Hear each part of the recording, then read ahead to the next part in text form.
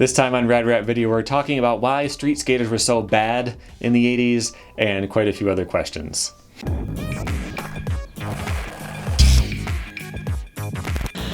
Welcome back to Rad Rat Video, a channel where I talk about all kinds of different skateboarding topics. I answer your questions on this series, Ask Rad Rat. You can go to radratvideo.com and submit your questions on the homepage, which is what these guys did. Namely, Jesse, who asks, if you skate up to a rail riding straight directly in with it and you do a Smith grind, how do you know whether it's a Smith or a feeble? Yeah, there is some weird stuff like that where it'd be hard to tell. So in this particular case, so you're riding straight at a flat bar, you pop onto it, you grind like either a frontside Smith or a backside feeble. Which one do you pick? If you land like a frontside Smith, call it a Smith. If you land like a feeble, I'd probably call it a feeble. If you grind to the end and just straighten out and land, you just kind of have to pick one. Like, it doesn't really matter. I was thinking about how trick names are less important now than they used to be. Like back in the day, I would go on a skateboarding forum and we'd talk about tricks. I'd be like, oh, I was trying this thing. I'm not sure what this trick is called, but you kind of flip it, kind of like a kickflip, but then you catch it with your back foot and you throw it back around. Is that like a late barrel heel flip, or like, but it flipped, you have to describe tricks and say like, what is this? And then someone gives you the name. Well, now you can just post a video. You can take a video on your phone in 3 seconds and post it on Instagram and it's right there. It doesn't really matter as much. I still think trick names are important, but I'm just saying, like, with that fine of a distinction, it kind of doesn't really matter. So I was trying a trick. It's called a right guess flip, late back foot heel flip. You can see the story of it right here. This video is about a different trick, but I talk about it in the beginning. And I asked around with some pro freestylers to see if they'd ever seen that before, to see whether this would be a new trick or not. And I could have just described the trick to them, and these particular guys would have known exactly what I meant if I said right guess flip, late back foot heel flip. But I didn't have to. I just said, hey, have you seen this before? And sent the clip. And they could determine whether they saw it or not. I never landed that 100%. I kind of landed it a couple times. Close enough to prove that it's possible, but I never really rolled away from it. Maybe I'll work on that some more. But the thing that's a little more confusing is what if, like the difference between a nose slide and a nose blunt, for example. If it's on a flat bar, it doesn't really matter because they slide the same almost. But I saw this trick. It was on Instagram. I think it was posted by the Barracks. And the guy it's like a 2-part grind. I think it was a tail slide. Then he spins around to do like a switchback tail or a front nose slide for the second half. So like tail slide, spin around, do a nose slide and land that. But his truck kind of missed the edge. His wheels actually slid on top of the coping. So he was doing like a nose blunt, but on the nose slide direction, like his wheels were still off the side instead of, over the box. So he was kind of like he went for a nose slide, missed the edge, and did a nose blunt on the coping. And it's like, what do you call that? Do you call it a nose blunt because the wheels were sliding and it would have felt and acted like a nose blunt? Or do you call it a nose slide because that's the direction he was going and that's what he intended, and it just slid a little bit different than he expected? Like, what do you call that? I think the caption was just like, here's a new one from whoever, like they didn't try to give it a name. But yeah, like you can get really specific about that kind of stuff and wonder, but ultimately with it being so easy to share footage, you kind of don't need to. All right. The next question is from Christopher. This one is from Patreon. He says, what would skateboarding be like today if Tony Hawk never landed the 900 and the Pro Skater series never happened? Would skateboarding have hit the mainstream at any other time? Well, the Tony Hawk, the first game, Tony Hawk's Pro Skater 1, was in development before Tony Hawk did the 900. So like that got attention in the media and probably helped the game sell a little bit. But honestly, I'm not sure it would have made that much of a difference. Like from an outside perspective of people who don't know anything about skateboarding, if you say, hey, this is the guy who did the 720, or this is the guy who did the 900, does it make a huge difference? This guy did a kickflip McTwist. This guy did a kickflip varial McTwist. For somebody who doesn't skate and is just into video games, right? What would you really care? So I think it helped. I think that was like part of a media frenzy. I don't know how. I don't remember. I didn't skate yet at the time. I started when Tony Hawk 2 came out, so I don't remember what it was like. I knew people had heard about him doing that. You know, people who didn't skate necessarily knew that that happened, I guess, but like it didn't mean that much to most people. So the game was in development and it would have come out no matter what. There would have been a different special trick that he did instead of the 900 as one of his specials in the game. But I don't think it would have made a huge difference as far as the trajectory of skateboarding. But you never know, because maybe the game would have sold slightly worse and one of the people who didn't buy it turned into one of your favorite pros. You know, it's just too hard to say. I don't think it would have been at an overall basis a big difference, but it would have had some kind of effect, I suppose. Next question is from JD. Why does everybody hate on willy grinds? All I ever hear is that they're for people who can't 50-50 and that they look atrocious. But honestly, I think that they look pretty good. So for anyone who doesn't know what a willy grind is, it's when you do, it's like a Smith grind, but with your front truck. So, you know, let's say the box is right here, you pop up and you do this. You kind of hang your front truck on it and your back truck is kind of flopping in the wind.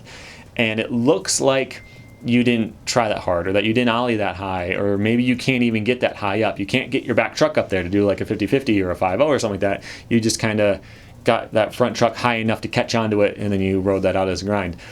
And that's not necessarily true, but the fact that it looks like that is always going to be less cool than if you had to pop up and over, you know, like if you do a nose blunt. You have to ollie really high and clear the tail, and not only clear the tail, but get the tail way up in the air so that the nose can come down. You know, that's always going to look better because you actually had to put a lot of effort into it. So the way that you can make one look good is by, you know, spinning into it, you know, like a hurricane grind, for example. You know, you're spinning into like a switch willy, I guess, fakey feeble, but that looks fine. When you see someone doing that grind, you don't think, wow, that looks lazy, because they popped the back truck, pulled the back truck around, and then landed on the back truck. So maybe if you nollied into it, you know, it'd be like sort of a Smith, but you're doing it off the nose, so you nollie and then you grind on the front truck. That would be fine too. It's just, you just don't want to look like you're lazy, I guess. Yeah, the trick's fine. You could do something, do like a really sweet trick out of it, you know, do like a nollie tray flip out of it or something like that, and people would be kind of stoked on it, but it just doesn't look like much, I guess. Last question is from Manny, who says, why are skaters better street skaters now than they were 30 plus years ago? Is it more, is it the equipment, like having, you know, better wheels, better boards, blah, blah, blah, or is it that we're better athletes now, or is it the having to see the tricks done, like Rodney Mullen had to invent something and we could push it and push it? And I think that's basically it. I made a whole video about could you have been pro in the 80s. It's a very old video, but my basic thought process was, yeah, if an okay street skater now went back into the mid 80s, he could go to a competition and clean up.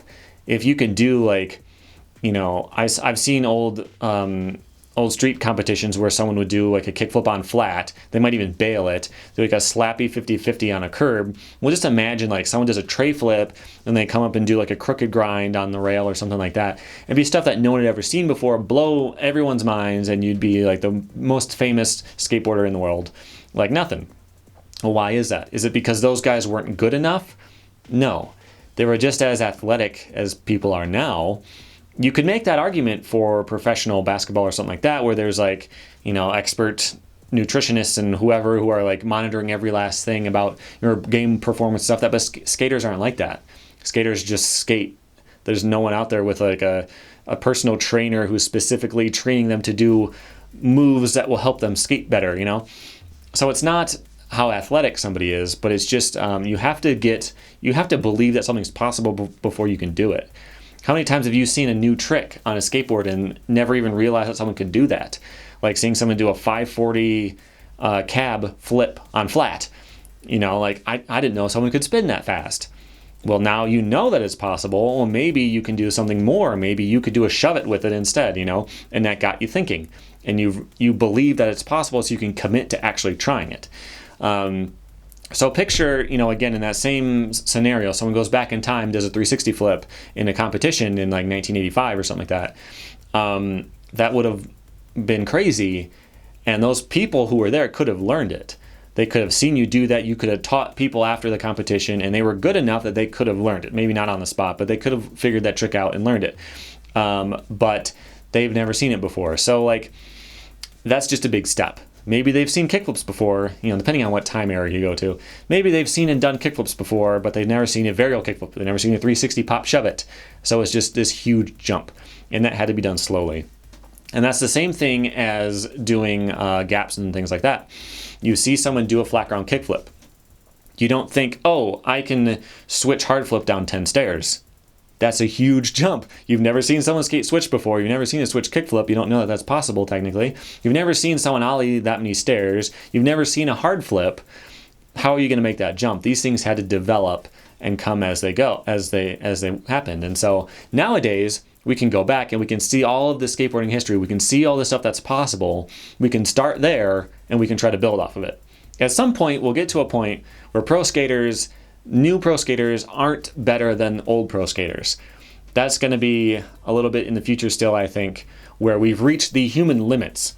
And that's not the case yet. But yeah, so that's it. It's not that they were bad at skateboarding. It's not that they were bad athletes. Not that they were lazy. They had to invent this stuff. And they were held back by what they could imagine being done. And they had to prove these things to themselves. Some of the best skaters at the time were not very social. Like Rodney Mullen, he would skate alone on a farm in Florida somewhere. He wasn't part of the scene. So he was doing tricks. But if he knew that everyone else thought this stuff was really hard, maybe that would have slowed him down.